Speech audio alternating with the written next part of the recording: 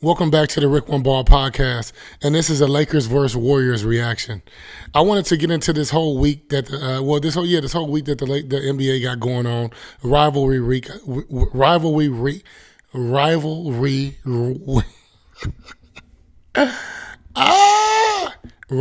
week. I think the NBA put on a good show when it came down to that. You got the Philadelphia 76ers playing the Nuggets. Even though Philly, I think, had 3 starters out, it was still a good game. But this Lakers and Warriors game, let me first say this. Both of these teams suck. They definitely suck. They're not meeting expectations. The Warriors had a lot of struggling this year already with Draymond Green, Klay Thompson not being who he needs to be for this team to be successful. Jonathan Kuminga has been a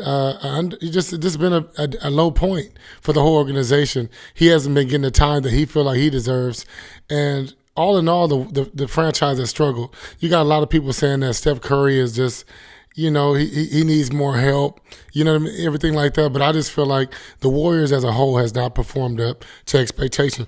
And then you got the Lakers, the inconsistency of Anthony Davis, LeBron in and out of the lineup, Anthony Davis in and out of the lineup.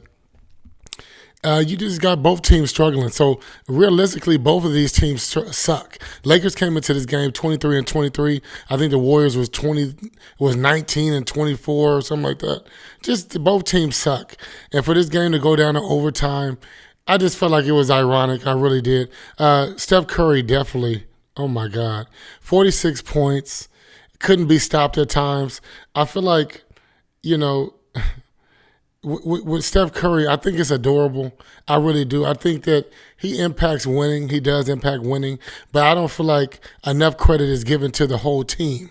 The whole team is a whole system. You know what I mean? I feel like without the whole system in place, you see what Steph Curry is capable of. He, lost to the Kings last night, a couple nights ago by 1 point, and then he just lost to the Lakers. Lakers damn near. They shouldn't be beating nobody with the way they playing. They look like they want so bad to have a big trade, and they look like they're trying to sabotage their season until they get the trade. But make no mistake about it, Draymond Green returns back to action, and he rakes Anthony Davis across the face. Anthony Davis, he falls out. He makes it look like this big thing, like he went down to the ground, ran back to the locker room. I thought Anthony Davis was going to have to get rushed straight to the hospital. But, he ended up coming back into the game. They were lobbying a little bit for Draymond to get thrown out of the game, which that would have been terrible. I mean, terrible for Warriors fans. That's pretty much what's going to have to be the case all season long with Draymond. After getting back from that suspension, let me roll this camera. After getting back from that suspension, he pretty much going to have to be on his P's and Q's and walk around on pins and needles. He got real frustrated, I think, with D'Angelo Russell, because D'Angelo Russell or Vanderbilt was saying review the play, and he was, acting it out, saying, like, ain't no damn review the play. He just felt like, they was trying to pick on him, but he did rake Anthony Davis across the face, and Draymond is not going to get the benefit of the doubt. We got 3 people in the chat. Thank you guys for joining us. Like I said, I just wanted to come touch on this game.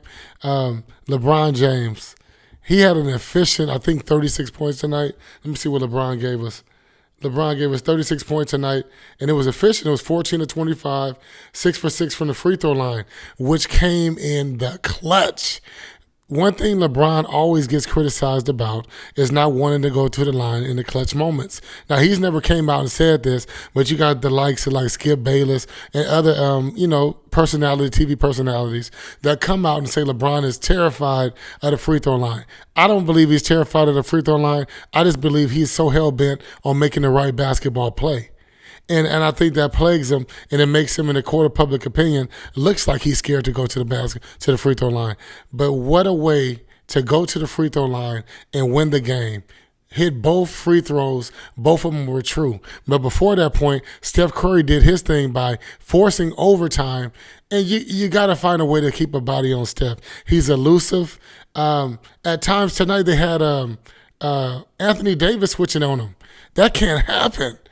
I mean, Steph Curry has made a career of grilling these big dudes when they come out on the perimeter. He used to just, absolute cook big dudes, big post players, or forwards, small forwards, when they come out to guard Steph, he's so elusive, he's so shifty, it's very hard to stay in front of him.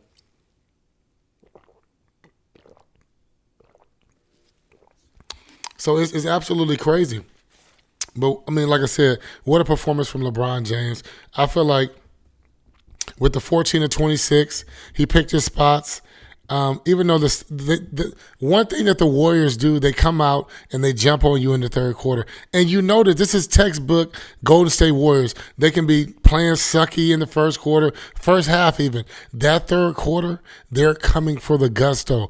They're giving you everything they got. And I feel like the Lakers still didn't weather that storm. They were ill prepared. I think that's on Darvin Ham because you got to match their energy in the third quarter. I know it's easier said than done, but you got to match that energy. I felt like Vanderbilt did a good job with his 14 points, and he contributed some good defense tonight. D'Angelo Russell with 28 points tonight. D'Angelo Russell,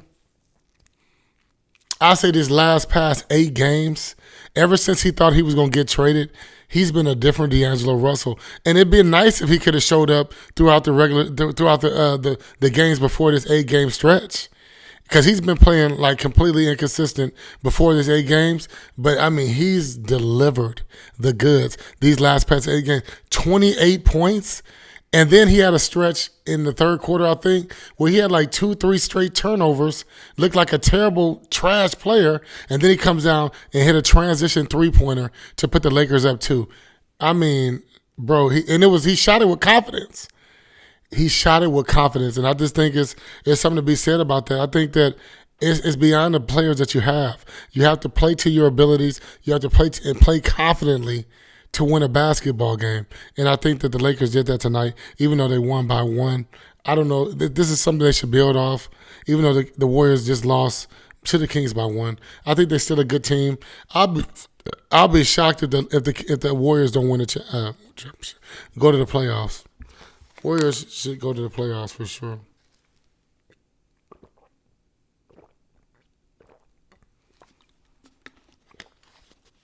Yeah. And that's 8 minutes with Rick One Ball.